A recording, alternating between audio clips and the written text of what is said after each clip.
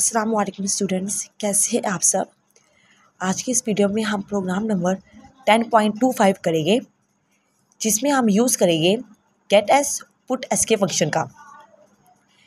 Gate S का मतलब है कि अगर आपने यूज़र से कोई स्ट्रिंग इनपुट के तौर पे लेनी है, ठीक है।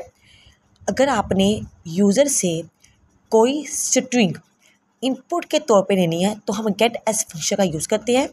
और जब आपने उस स्ट्रिंग को जो आपने यूज़र से लिया है उसे डिस्प्ले करवाना है तो हम पुट एस के फंक्शन का यूज़ करते हैं, ठीक है।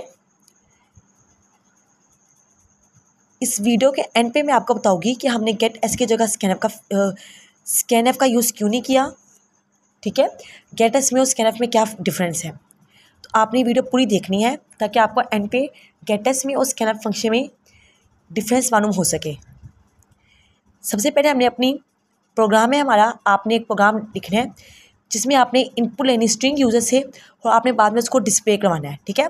तो यूज़र से इनपुट स्ट्रिंग लेने के लिए हमने गेट एस का ये फंक्शन यूज़ किया, उसको डिस्प्ले करवाने के हमने पुट एस का फंक्शन यूज़ किया, ठीक है।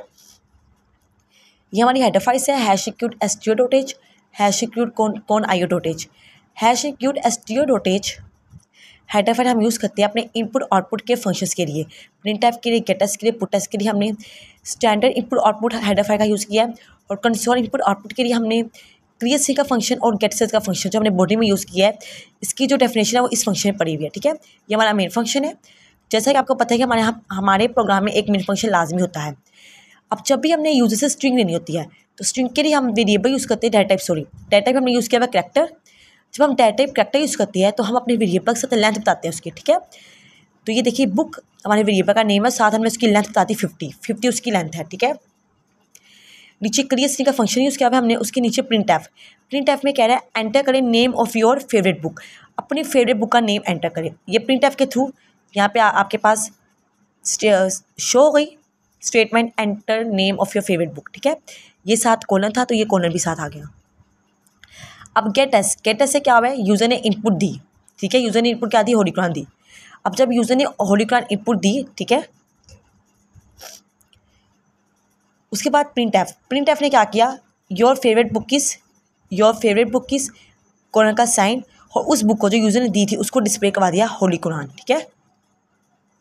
यहाँ पे आपने एक बात का खास ध्यान रखना है, गेट एस में जब हम लोग इनपुट यूज़र देते हैं ना तो वो एंटर का बटन लाजमी दबाता है। एंटर का बटन दबा के वो नेक्स्ट लाइन पे मूव करता है, ठीक है। एंटर आपने यहाँ पे लाजमी दबाना होता है जब हम गेट एस का फंक्शन यूज़ करते हैं यूज़र जब हमें इनपुट देता है गेट एस में, ठीक है। अब नीचे हमारा गेट सर्च का फंक्शन है, हमारा ये प्रोग्राम खत्म हो चुका है, ठीक है। अब हम यहाँ पे स्कैनएफ का फंक्शन का भी यूज़ कर सकते थे। गेट एस में और स्कैनएफ में बेसिकली डिफरेंस यही है कि जो स्कैनएफ होता है बेटा वो आपको स्पेस अलाउ नहीं करता, ठीक है। अगर आपने जैसे देखिए ये होली कुरान है ना, ये होली लिखा हुआ है और ये कुरान लिखा हुआ है। अब इसमें बीच में क्या आगे स्पेस आ गई है। अगर आप इस प्रोग्राम को स्कैनएफ के थ्रू करते हैं तो वो स्पेस को अलाउ नहीं करता, यानी कि जस्ट वो होली आपको शो करवाता स्क्रीन के ऊपर, कुरान शो आपको वो नहीं करवाता स्क्रीन के ऊपर अगर हम स्कैनएफ का फंक्शन यूज़ करते हैं तब, ठीक है। लेकिन अभी हमने यूज़ किया गेट एस का फंक्शन, तो गेट एस का फंक्शन प्रॉपर एक स्ट्रिंग के लिए होता है तो वो बीच में जो स्पेस होता है उसको भी अलाउ करवाता है। तो इसलिए देखिए यहाँ पे होली स्पेस कुरान दोनों यहाँ पे इसने शो करवाए हैं।